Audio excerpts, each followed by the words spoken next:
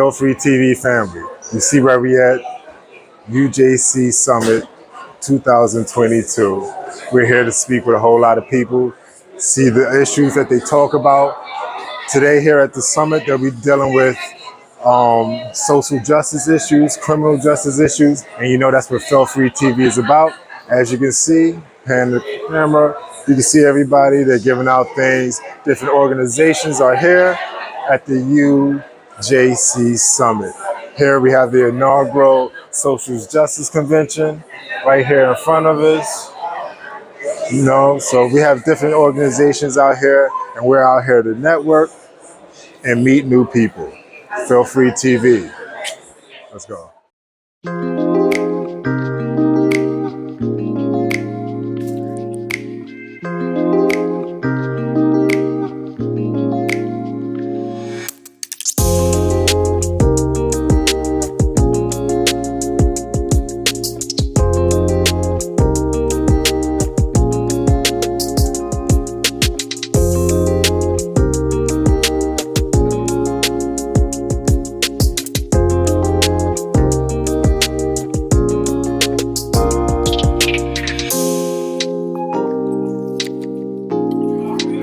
Okay, great. We're here at the UJC Summit. I'm here with Jami Hodge. She is from the Equal Justice USA. Yes. And can you tell us a little bit about your organization? Yes. So Equal Justice USA is a nonprofit organization that works at the intersection of public health, racial justice, and criminal justice. And essentially what we do is help build solutions to violence that are community-led, trauma-informed, and that center racial equity.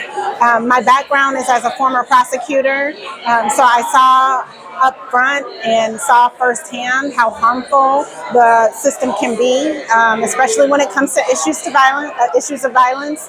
When we think about what drives violence, whether that's poverty, isolation, trauma, when you incarcerate someone, all we do is pour gas on the fire. So we take free labor from them. We isolate them from their family and community. We take their name from them. We give them a number. We dehumanize them. They're dealing with trauma almost on a daily basis. And then we send them home and expect something different. And so why I am so proud to lead this organization is because we understand that the answers to our problems are in the community. Those who are closest to the problem are closest to solution. And so our work really moves to center community to make them closest to the power and the resources to drive change and actually address the drivers of violence.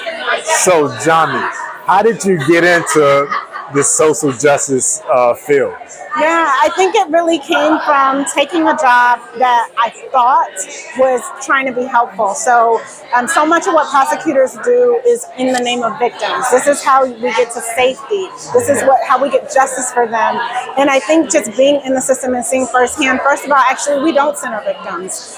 We put them through trauma again by requiring them to talk about the worst thing that ever happened to them over and over through police interviews, through grand jury, then publicly in a trial.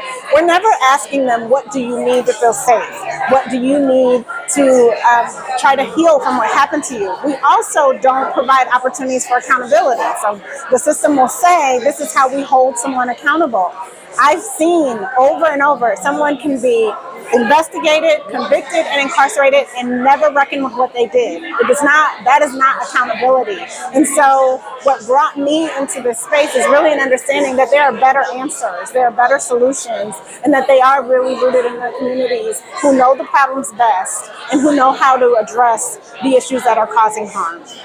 Well, thank you, Jami. We really appreciate you giving Feel Free TV an interview. Yes. Is there any place where people can reach you or any information you'd like to give the people? Please. So please follow our organization, Equal Justice USA. You can go to www.equalusa.org and sign up to follow our work. Please follow me on Twitter. My Twitter handle is just my last name, Hodge, HODGE _ Jamila, JAMILA, and thank you for the opportunity. All right, thank you. Feel Free TV signing off. Okay, great. Welcome to another installment of Feel Free TV. I'm here with Luis. He's part of the organization Gathering for Justice. Luis, tell me about this organization. Yeah, so the Gathering for Justice is a nonprofit organization that was founded by Herb Lafante in 2005 in response to a 5-year-old black girl, Jaisha Scott, who was arrested in her kindergarten classroom.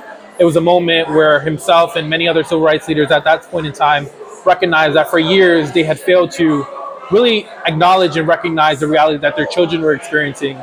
And so our mission is to end child incarceration and eliminate the racial inequities that permeate the justice system. And we work to find alternatives to incarceration, pass policy, and encourage organizing efforts on the ground to really decarcerate our country and see young people in their schools and classrooms and not in prisons and jails. That's wonderful. So Louise, how did you get into the social justice field? Yeah, so I come to this work by being directly impacted. My father has been incarcerated my entire life, and so I spent my childhood in and out of prisons and jails, and I knew what the experience was like. But at the age of 14, my brother was wrongfully incarcerated, and he was 16 at the time and sent to Rikers Island. At that time, 16 and 17-year-olds were being sent to Rikers Island, which we know is a volatile, dangerous, and violent space, quite frankly. At that point, it was what he described as a hellhole. And so luckily, organizers and activists sprung into action to our defense. I learned about the Gathering by way of their New York-based task force, Justice League NYC, who organized the campaign Free Pedro over a weekend span and got him out the next week, where they organized lawyers, elected officials, rapid response organizers to really mobilize and champion his cause and get him free. And they did exactly that. And so I've been engaged and with the organization since. Wow, that's wonderful. So do you have like information where people can reach you if they're interested in learning more about you or in what you do here? Yeah, of course. So folks are always welcome to visit our website, which is www.gatheringforjustice.org. So gatheringforjustice.org. FOR spelled out, not the number 4. But if folks want to learn about our work on social media, it's Gather number 4 Justice. And so there's always an opportunity to connect and see our program, subscribe to our mailing list. A lot of the work that I do is shared out with the network. I specifically focus on youth campaigns and initiatives, and so really overseeing a lot of the youth development work that's happening in New York and in California and in other states around the country. So that's the way in which you can learn about our work and get engaged with the organization. Great. So you heard it here first, Feel Free TV.